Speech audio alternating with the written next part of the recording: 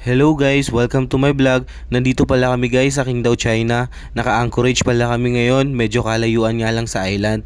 Sobrang lamig na dito guys. -5 degrees na ang temperature. Kaya may namumuo ng yelo dito sa barko namin. Grabe guys, perfect ng pagka-crush ng ice. So naisipan ko tuloy gumawa ng halo-halo. So yun na nga guys, humingi na ako ng mga kailangan ko kay Mayor. Binigyan pala ako ni Mayor ng cornflakes. Thanks Nyor. At sa gatas natin guys, sterilized milk pala yung gagamitin natin.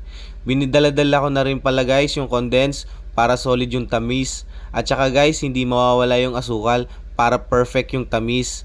At saka guys, wala pala kaming basong panghalo-halo kaya mangko yung daladala ko. Mangko pala na may kasamang kutsara guys.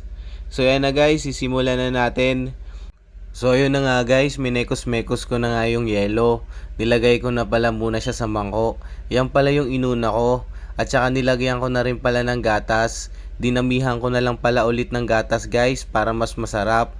Yung gatas pala sterilized milk ginamit ko. Nilagyan ko na rin pala ng asukal para tumamis.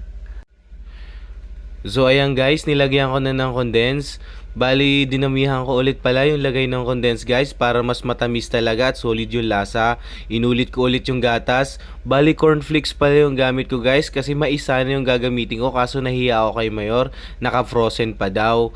So ayan, kumuha ulit ako ng ice. Minekos-mekos ko ulit guys para ilagay ko sa ibabaw para halo-halo talaga. Siyempre, nilagyan ko ulit ng gatas sa ibabaw. Ayan na guys, yung halo-halo natin. Bali yung halo-halo natin made with ice salt. Guys, wag nyo akong gagayahin ha.